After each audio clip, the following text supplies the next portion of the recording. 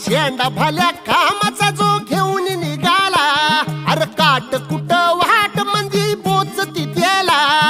रगत निघल तरी बी हसल शाबास त्याची, रगत निघल तरी बी हसल शाबास त्याची. तू चाल पुढं तुला रगड्या भीती कशाची, परवा बी कुणाची. मन शुद्ध तुझं गोष्ट हाय पृथ्वी मोलाची, पृथ्वी मोलाची, हा पृथ्वी मोलाची.